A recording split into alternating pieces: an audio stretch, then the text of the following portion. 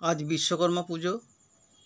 যাই হোক, অফিস থেকে ফেরার পথে একটা রাস্তায় দেখলাম খুব জ্যাম হয়ে গেছে।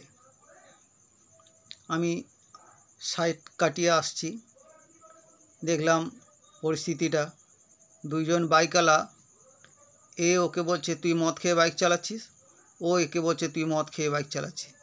বলে তোকে আমি দেখে নেব, ও বলছে তোকে আমি দেখে নেব।